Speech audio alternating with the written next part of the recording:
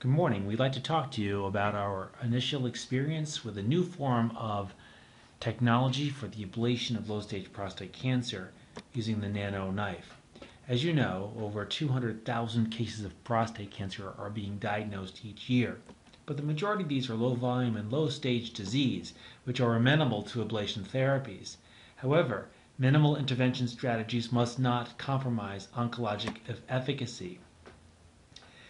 Alternatives in this field include high-intensity focused ultrasound, cryosurgery, and brachytherapy with radiation, but their drawbacks continue to drive the search for better treatments for the so-called male lumpectomy.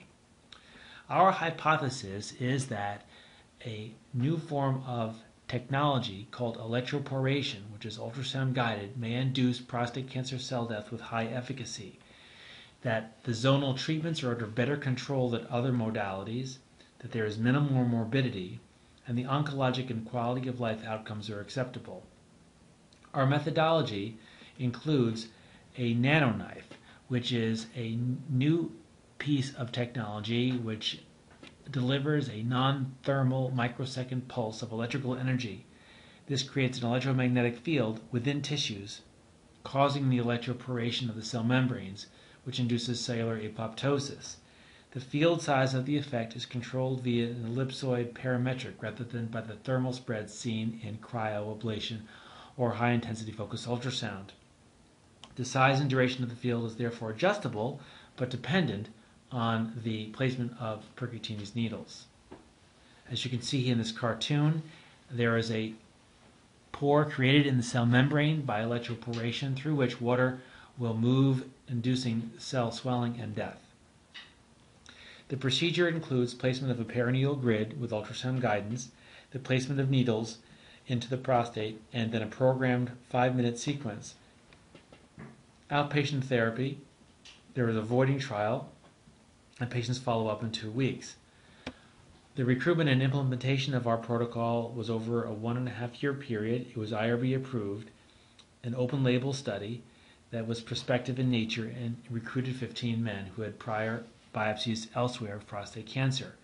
They underwent a repeat staging truss biopsy, PSA testing, clinical staging, and all available cross-sectional imaging, including fusion MRI. Baseline shim and AOA symptom scores were recorded, and all intraoperative parameters, as well as postoperative Clavian side effects. Follow-up examination included a prostate biopsy, as well as PSA, shim, and AOA subjective symptom scores. The first table shows the demographics, that the majority of our men were approximately 60 years of age, Caucasian, and obese. The majority of them had a PSA less than 10, and no man had a primary Gleason pattern of 4. Most men had Gleason patterns of 3+3. Our results showed that the OR time was about 1 hour. Anesthesia was general in all cases, and focal ablation was applied in 13 of 15 cases using 1.5 to 2.9 volts. The prostate biopsies after the procedure, on an average of X to X weeks, showed no cancer in 12 of 15, but persistent cancer in 3 of 15. There was one patient with a Clavian 1 side effect and one patient with a Clavian 3 side effect, but the majority had an acceptable side effect profile.